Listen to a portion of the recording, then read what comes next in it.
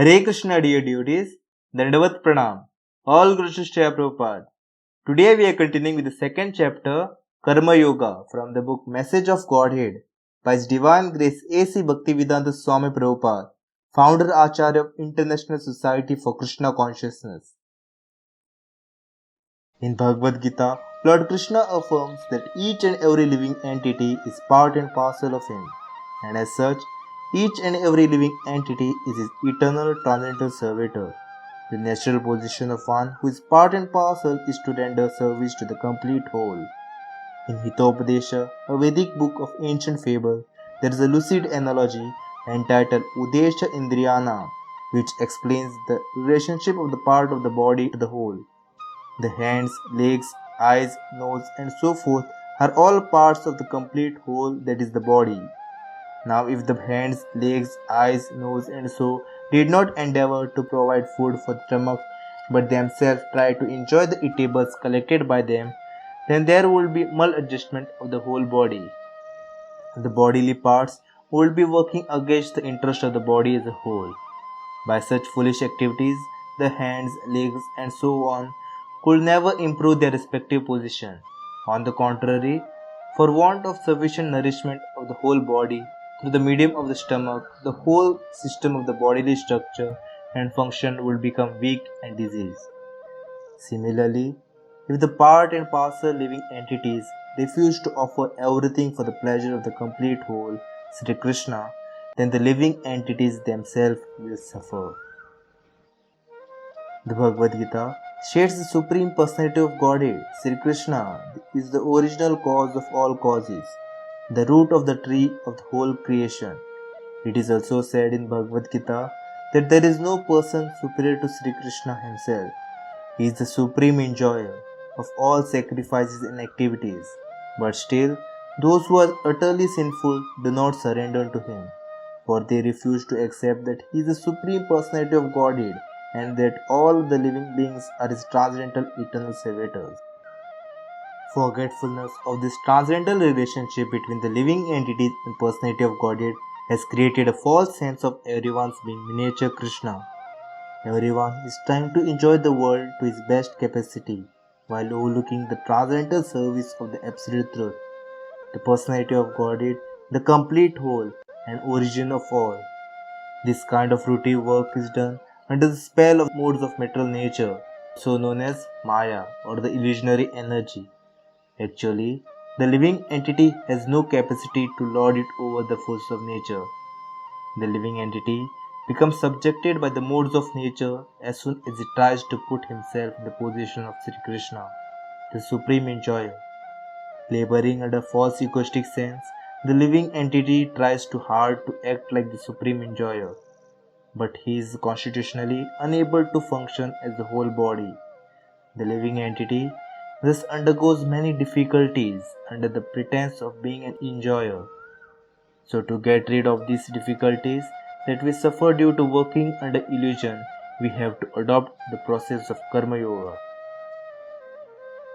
In contrast with ordinary living entities, the transcendentalists or Karma Yogis are really learned, and thus they do not work in the manner of the common mundaner. They know that mundane activities done under the modes of nature are completely different from the activities of transcendental service to Lord Sri Krishna. Knowing himself to be different from the material body and mind, the transcendentalist always tries to act in the constitutional relationship with Krishna. He knows that although temporarily with mundane existence, he is an eternal spirit, part and parcel of the Supreme Spirit. As such, he remains always separate from the mundaners, even though his material senses such as hands, legs, eyes, and so on are engaged in so many activities. These activities of transcendental service of Sri Krishna free him from the bondage of work. The personality of Godhead, Sri Krishna, says to Arjuna, O Arjuna, give up the spirit of enjoying of all your worldly work, and though this consciousness become a transcendentalist, you may adopt your circumstantial occupation of warfare, which is a duty for you, but perform it in the spirit of service to me. In this way, you will remain free from bondage of work, and whoever performs every action with transcendental consciousness according to my direction, without bearing any grudge towards me, also becomes free from the bondage of work. The process of bodily self consciousness, the misunderstanding that I am this material body and mind, for that matter, that I am part and parcel of this material world, and that everything in this material world is thus an object for my enjoyment, prevents us from the genuine transcendental knowledge. On the basis of this transcendental knowledge, the personality of Godhead Sri Krishna advises us to become spiritually inclined, to become transcendentalist. Then only we can understand that we are nothing whatsoever of this material world, that we are eternal spiritual entities. By such spiritual realization, disintegration of material affinity naturally begins. And the more we become spiritually developed, the less we are affected by the happiness or distress that arise out of sense perception in contact with material association. The false ego created by material contact is then gradually vanquished, and this dismantling of false egoism causes liberation from all material designation and renewed awareness of a relationship with the absolute truth. This is called liberation in life. Sri Krishna, the personality of Godhead, is the absolute truth. This is corroborated in authentic scriptures. Our spiritual life begins to develop as soon as the relationship with Sri Krishna is reawakened. Sri Krishna is like the sun, while the nescience is like darkness. Thus, darkness of nescience disappears as soon as our relationship with Sri Krishna is established. With the appearance of Sri Krishna within our heart, we become cleansed of the impurities of material contact, much as the morning appears new and fresh with the appearance of the sun. This is not a concoction of childish imagination, but factual experience of spiritual realization. One who sincerely follows the footsteps of Sri Krishna or his bona fide servants also realizes this simple truth.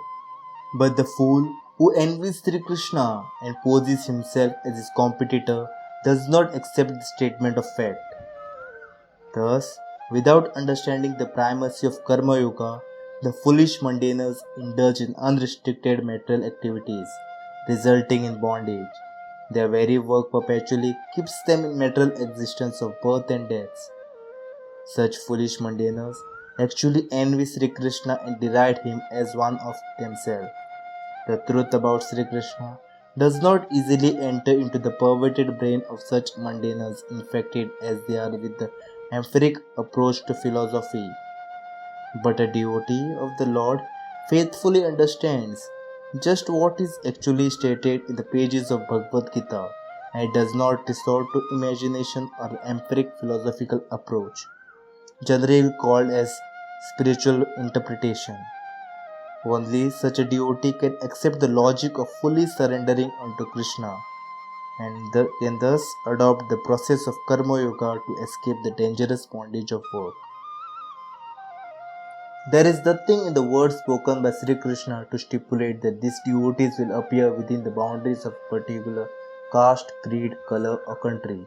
Rather, they can and do appear everywhere without any restriction of caste, creed, color, or country. So everyone, whatever or whoever he may be, is eligible to be a devotee of Sri Krishna. To confirm this fact, in Bhagavad Gita, the personality of Godhead says, O son of Partha, even those who are faithless and are lower birth, including fallen women and professional prostitutes, ignorant manual laborers, and the merchants at all shall perfection and reach the kingdom of God, if they take shelter of me in devotional service. In other words, the unscrupulous caste system now dominant in the society of the faithless is not a barrier to approaching Sri Krishna, the absolute personality of Godhead. Sri Krishna himself enumerated the basic principle of caste system that is real and universal. The four social orders, the Brahmanas, the priests and intellectuals, the Kshatriyas, administrators and soldiers, the Vaishyas, merchants and farmers, and the Shudras, laborers, are set up by him according to the qualities the member of those orders have acquired through the actions and the modes of nature. So although in one sense Krishna is the maker of the caste system all over the world, still in another sense he is not its maker. That is, he is not the maker of tyrannical and unnatural caste system in which the faithless dictate one's position according to one's birth. Rather, he is the maker of caste system that is applicable universally, is voluntary and natural, and is based of one's qualities and abilities. Hare Krishna, Krishna Krishna, Hare Hare, Hare Ram, Ram Ram, Hare Hare. वाञ्छा कल्पतरुभ्यश्च कृपा सिन्धुभ्यैव च पतितानां पावनेभ्यो वैष्णवेभ्यो नमो नमः। अनंत कोटि वैष्णव वृंद की जय। श्रील प्रभुपाद की जय।